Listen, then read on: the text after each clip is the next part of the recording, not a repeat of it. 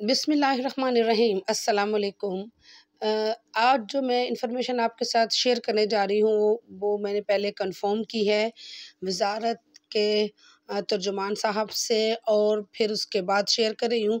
उसका मकसद ये होता है कि वो सारी चीज़ें सोशल मीडिया पे गर्दिश कर रही होती हैं, फ़ेक होती हैं, ख़ुद से बनाई हुई होती हैं, लेकिन मेरी कोशिश होती है कि वो तमाम इन्फॉर्मेशन जो मेरे तक आ रही है मैं पहले उसको कंफ़र्म कर लूँ, मुत्तल्लिक़ा कंसर्न्ड जो लोग हैं, तो फिर ही उसके बाद उसको शेयर करूँ ताकि लोगों को परेशानी ना हो। तो ये इन्फॉर्मेशन इंतहाई ऑथेंटिक है, मैंने कंफ़र्म की है, लिहाज़ा आपके साथ शेयर कर रही हूँ। प्लीज़ आप हमारे साथ रहिए और हज 2025 के लिए या उम्रा की सादत जो हासिल करना चाहते हैं वो अफ़राद भी, ख़वातीन व हज़रात भी मेरे चैनल को सब्सक्राइब कर लें और बेल आइकन प्रेस कर दें ताकि आपको गाहे बगाहे मुख्तलिफ़ मालूमात का हासिल होता रहे। बहुत शुक्रिया।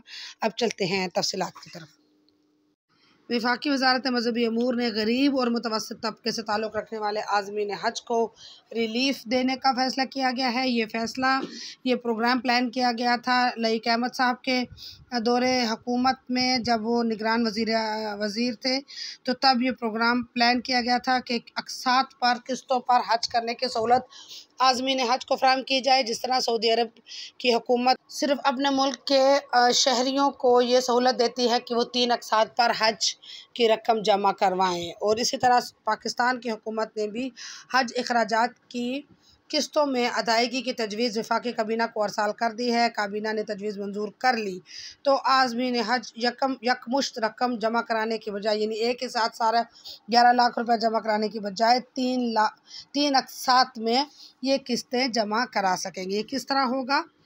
यानी आज़मीन हज के तकरीबन 11 लाख रुपए 3 अक़सात में वसूल किए जाएंगे। हज पर जाने के ख्वाहिशमंद अफराद 2 लाख रुपए देकर दरख्वास्त दे सकेंगे।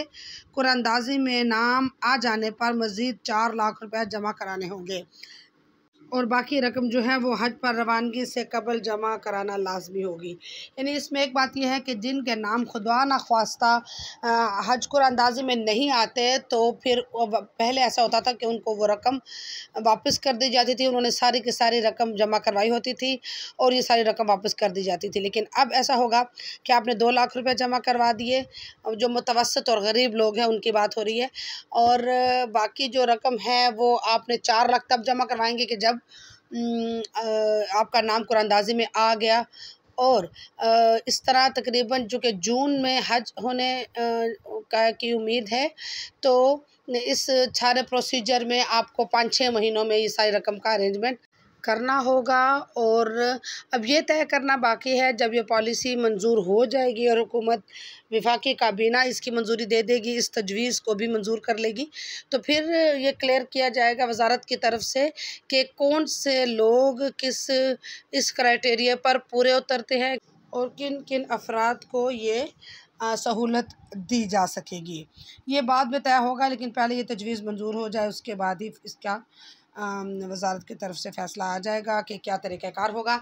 इसके अलावा हम ये भी वज़ारत की तरफ से कहा जा रहा है कि हज पॉलिसी का ऐलान नवंबर के आखिर तक मुतवक्के है। अगले साल भी नवंबर में ही हज दरख्वास्तें जमा हुई थी और इस साल भी तवक्को की जा रही है कि नवंबर के आखिर में दरख्वास्तें हासिल करने के लिए अनाउंसमेंट कर दी जाएगी, जैसे ही वफाकी काबीना इसकी मंजूरी देगी।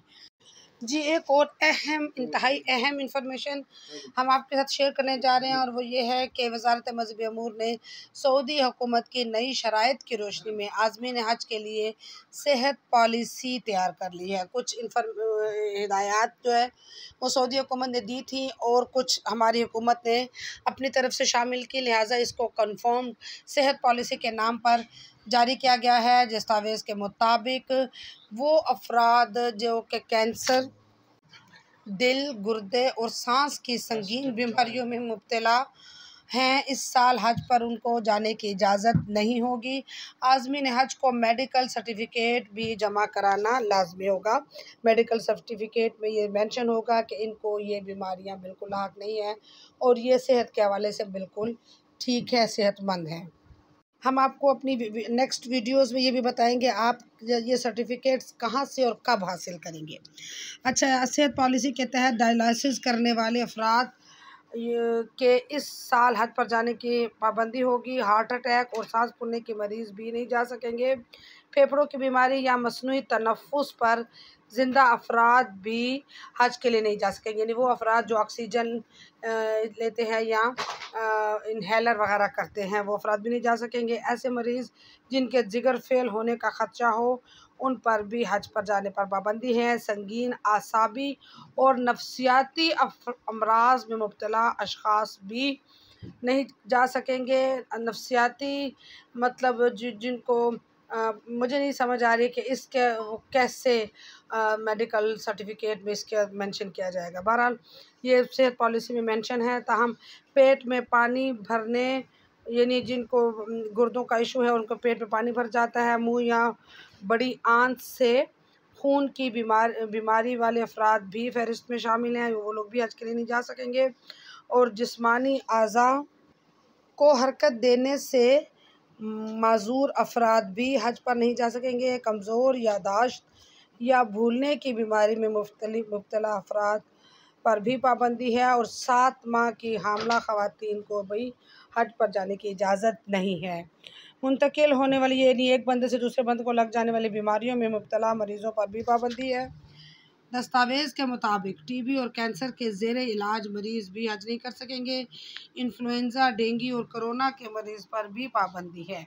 आज़मीन हज के लिए गर्दन तोड़ बुखार, इन्फ्लुएंज़ा, कोरोना और पोलियो सर्टिफिकेट लाजमी करार दिया गया है। ये जो सेहत पॉलिसी है वो सऊदी हुकूमत ने जारी की है, जो तमाम मुल्कों के लिए होती है, लेकिन पाकिस्तान को भी उन्होंने जारी की थी। लेकिन हमारी हुकूमत ने अपने पाकिस्तानियों की सेहत और हालात से मुताल्लिक़ कुछ मज़ीद चीज़ें ऐड करके अपनी सेहत पॉलिसी अनाउंस कर दी है, जिसमें बहुत सारे लोग जो हैं जो पिछले साल हज के लिए इन बीमारियों के होते हुए भी जाते थे, इन अमराज का शिकार होते हुए भी जाते थे, हज करके आते थे। ताहम इस मरतबा इस पर पाबंदी लगा दी गई है, जिसकी अहम वजह ये है कि साल 2024 में हज पर जाने वाले अफराद में बहुत सारे लोगों के जान चली गई और उसकी वजह से सेहत पॉलिसी स्पेशली बनाई गई है और उस पर अमल दरामद भी होगा, ताकि जो लोगों की जानें ज़्यादा से ज़्यादा बचाई जा सके। चूँकि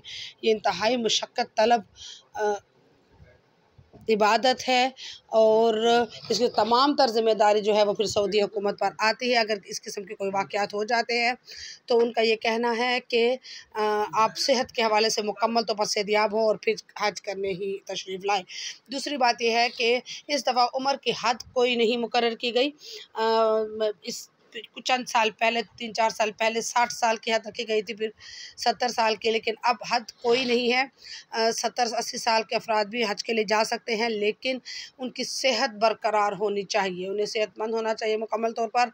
और लेकिन 12 साल की जो कम से कम हद है उम्र की, वो 12 साल मुकर्रर की गई है। 12 साल से कम उम्र बच्चे जो हैं वो हज के लिए नहीं जा सकते, जिसमें नौज़ायदा बच्चे, जिसमें शीरख्वार बच्चे भी शामिल हैं।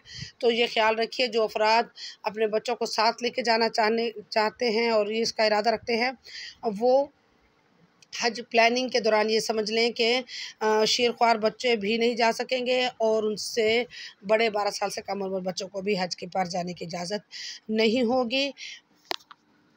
जी, अब इजाज़त दीजिए। अल्लाह आपका हामी और नासिर और मददगार हो और अल्लाह ताला आपको और हमारे लिए सबके लिए आसानियाँ पैदा फरमाए। आमीन या रब्बुल आलमीन।